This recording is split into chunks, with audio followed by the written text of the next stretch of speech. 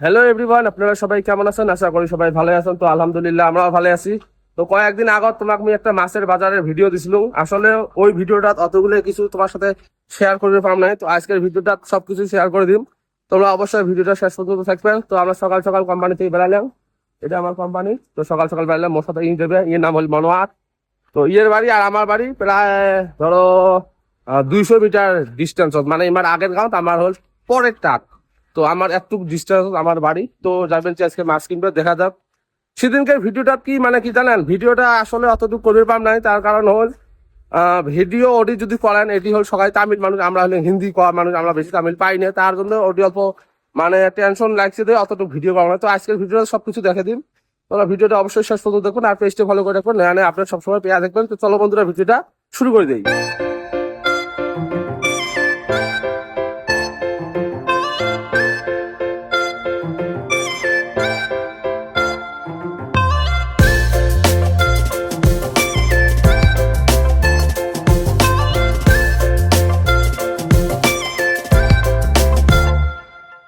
জোয়ার এত প্রায় 2.5-3 ঘন্টার মতন ঝড়ি হয়েছিল, কিন্তু এর ঝড়িরও একটা নিয়ম আছে। এর থেকে ঝড়ি আর আমার থেকে ঝড়ির মাঝে দিন রাত ডিফারেন্স হয়। এর থেকে যেমন 2.5 ঘন্টা ঝড়ি হবে আর আমার থেকে গোটা দিন রাত ঝড়ি হবে, ওইটা এমন ঝড়িয়ে সেম সেম হবে।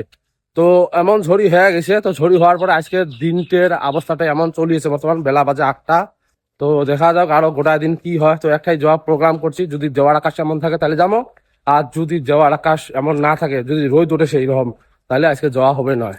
আমরা কতক্ষণ থেকে হাঁটিয়েছি? প্রায় মোটামুটি আধা ঘন্টা হল। আধা ঘন্টা না হলে 35 মিনিট হচ্ছে।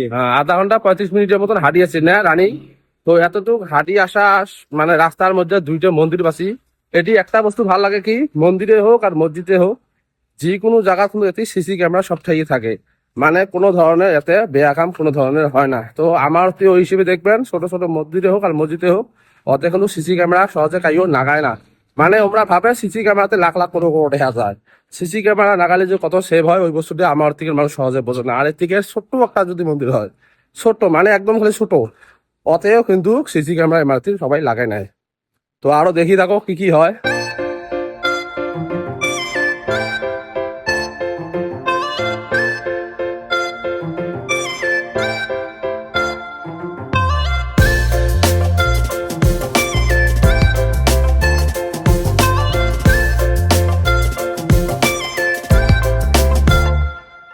তো গাইস ফাইনালি আমরা মাছের বাজার আসি পেলাম। তোমরা কিছু দেখাম, এই দেখো এই পায়ে মাছ, এই পায়ে মাছের বাজার।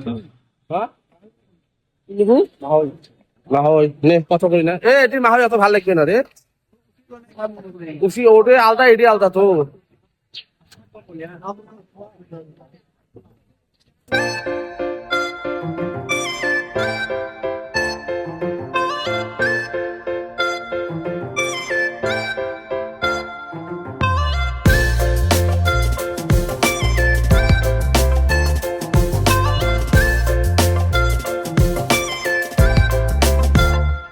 তো গাইস মাছ কেনা কাম আমার শেষ। এলা আমরা যাবো মাছটা কুটপের জন্য।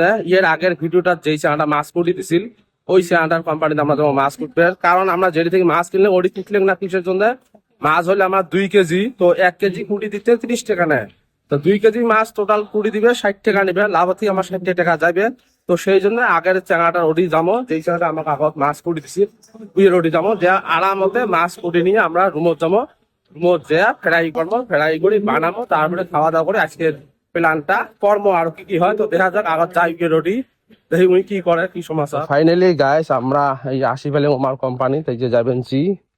তো এতে যে আমরা মাছগুলো কুটি নিব, মাছ কুটি নিয়ে সন্তা আমরা রুমে যাবো। দেখা যাক মাছ কেমন করে আজকে। সেদিনকে মাছটা তো কুটছে, ভালো করে কুটছে, আজকেরটা অল্প বড় মাছ।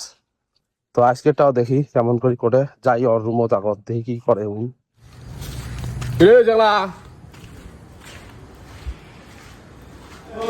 সাইকেল লাইন যা